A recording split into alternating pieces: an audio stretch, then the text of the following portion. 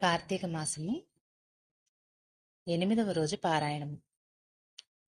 వశిష్ఠులు ఇలా అంటున్నారు: ఓ జనక నరేంద్ర, కార్తీక మాసంలో ఎవరైతే హరి ముందర నాట్యమును చేస్తారో వాళ్ళు శ్రీహరి ముందర నివాసులవుతారు. కార్తీక ద్వాదశి నాడు హరికి దీపమాలార్పణ చేసేవాళ్లు వైకుంఠములో సుఖిస్తారు.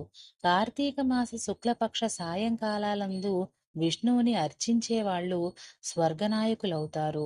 ఈ నెల రోజులు నియమముగా విష్ణువాలయానికి వెళ్లి దైవ దర్శనము చేసుకునే వాళ్ళు సాలోక్య మోక్షాన్ని అందుకుంటారు. అలా గుడికి వెళ్ళేటప్పుడు వాళ్ళు వేసే ఒక్కొక్క అడుగుకు ఒక్కొక్క అశ్వమేధ యజ్ఞ ఫలాన్ని పొందుతారు. కార్తీక మాసములో అసలు విష్ణుమూర్తి గుడికి వెళ్ళని వాళ్ళు ఖచ్చితముగా రౌరవ నరకానికో కాలసూత్ర నరకానికో పోతారు. కార్తీక శుద్ధ ద్వాదశి నాడు చేసే ప్రతి సత్కార్య అక్షయ పుణ్యాన్ని, ప్రతి దుష్కర్మ అక్షయ పాపాన్ని కలిగించుతాయి. శుక్ల ద్వాదశి నాడు విప్రసహితుడై భక్తియుతుడై గంధ పుష్పాక్షత దీపధూపాజ్యభక్ష నివేదనలతో విష్ణువుని పూజించేవారు పుణ్యానికి మితి అనేది లేదు. కార్తీక శుద్ధ ద్వాదశి నాడు శివాలయంలో గాని కేశవాలయంలో గాని 1,00,000 ద్వీపాలను వెలిగించి సమర్పించేవాళ్ళు విమానారూఢులై దేవతల చేత పొగడబడుతూ విష్ణులోకాన్ని చేర సుఖిస్తారు. కార్తీకము నెల్లాళ్ళు దీపమును పెట్టలేని వాళ్ళు ద్వాదశి, చతుర్దశి, పూర్ణిమ ఈ 3 రోజులైనా దీపమును పెట్టాలి. ఆవు నుండి పాలు పితికేందుకు పట్టేటంత సమయమైనా దైవ సన్నిధిలో దీపమును వెలిగించిన వాళ్ళు పుణ్యాత్ములే అవుతారు. ఇతరులు పెట్టిన దీపాన్ని ప్రకాశింపచేసిన వాళ్ల పాపాలు ఆ దీపాగ్నిలోనే కాలిపోతాయి. ఇతరులు ఉంచిన దీపము ఆరిపోయినట్లయితే దాన్ని పునః వెలిగించేవాడు ఘనమైన పాపాల నుండి తరించిపోతాడు. ఇందుకు ఉదాహరణగా ఒక కథ చెబుతాను విను అని కథ మొదలుపెట్టారు. సరస్వతీ నదీ తీరంలో అనాది కాలముగా పూజా పునస్కారాలు లేక శిథిలమైపోయిన విష్ణువాలయము ఒకటి ఉండేది. కార్తీక స్నానార్థమై సరస్వతీ నదికి వచ్చిన ఒక యతి ఆ గుడిని చూచి తన తపోధ్యానాలకు గాను ఆ ఏకాంత ప్రదేశము అనువుగా ఉంటుందని భావించి ఆ గుడిని తుడిచాడు, నీళ్లు చల్లాడు. చేరువ గ్రామానికి వెళ్లి ప్రత్తి నూనె 12 ప్రమిదలు తెచ్చి దీపాలను వెలిగించి నారాయణార్పణమస్తు అనుకుని తనలో తాను ధ్యానమును చేసుకొనసాగాడు. ఈ యతి ప్రతిరోజు ఇలా చేస్తుండగా కార్తీక శుద్ధ ద్వాదశి నాటి రాత్రి బయట ఎక్కడ ఆహారం దొరకపోవడం వలన ఆకలితో తన కడుపులోనే ఎలుకలు పరిగెడుతున్న ఒక ఎలుక ఆ గుడిలోకి వచ్చి ఆహారాన్వేషణలో విష్ణు విగ్రహానికి ప్రదక్షిణముగా తిరిగి మెల్లగా దీపాల దగ్గరకు చేరినది. అప్పటికే ఒక ప్రమిదలో నూనె అయిపోవడం వలన ఆరిపోయిన వత్తి మాత్రమే ఉంది. తడిగా ఉన్న ఆ వత్తి నుంచి వచ్చే నూనె వాసనకు భ్రమసిన ఎలుక అదేదో ఆహారముగా భావించి ఆ వత్తిని నోట కరుచుకొని పక్కనే వెలుగుతూ ఉన్న మరో దీపము వద్దకు వెళ్లి పరిశీలించబోయింది. ఆ పరిశీలనలో అప్పటికే నూనెతో బాగా తడిసి ఉన్న ఆ ఆరిపోయిన వత్తి కొన వెలుగుతున్న వత్తి అగ్ని సంపర్కమై ఉండడంలో ఎలుక దానిని వదిలివేసింది. అది ప్రమిదిలో పడి 2 వత్తులు చక్కగా వెలగసాగాయి.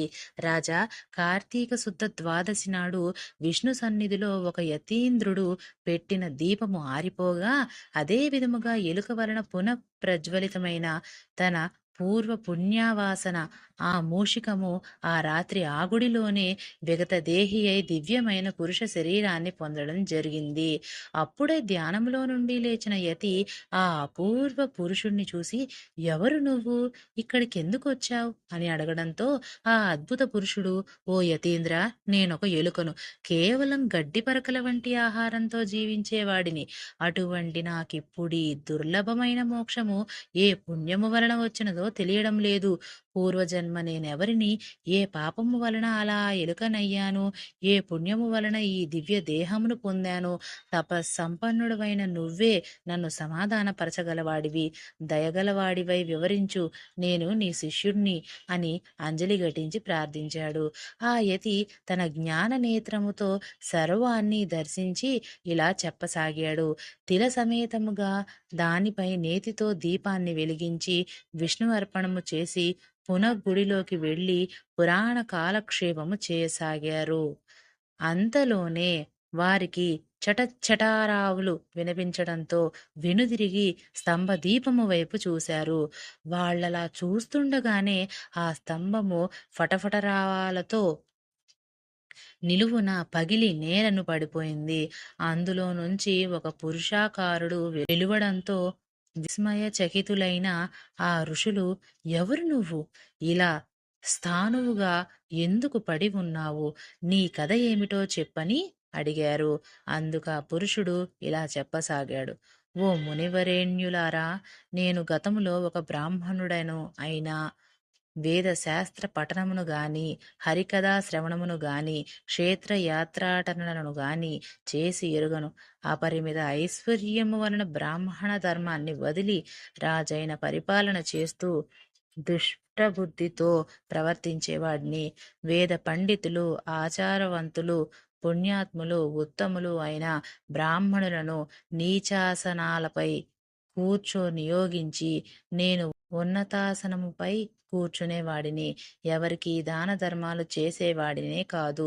తప్పనిసరైనప్పుడు మాత్రం ఎంత ఇస్తాను అంత ఇస్తాను అని వాగ్దానం చేసేవాడినే తప్ప ద్రవ్యాన్ని మాత్రము ఇచ్చేవాడిని కాను. దేవ బ్రాహ్మణ ద్రవ్యాలను స్వంతానికై ఖర్చు చేసుకునేవాడిని.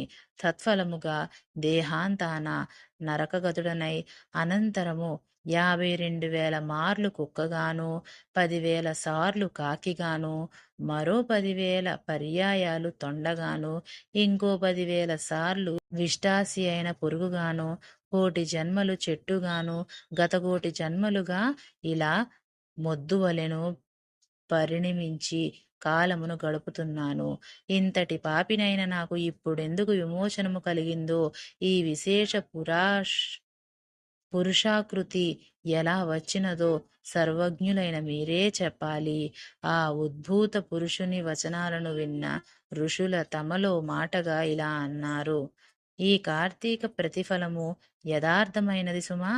ఇది ప్రత్యక్ష మోక్షదాయకము. మన కళ్ళ ముందరే ఈ కొయ్యకు ముక్తి కలిగినది కదా. అందున కార్తీక పూర్ణిమ నాడు స్తంభదీపమును పెట్టడం సర్వత్రా శుభప్రదము.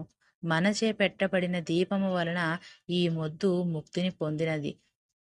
మొద్దైనా మ్రాకైనా సరే కార్తీకములో దైవ సన్నిధిని దీపాన్ని వహించడము వలన దామోదరుని దయ వల్ల మోక్షమును పొందడం తథ్యము.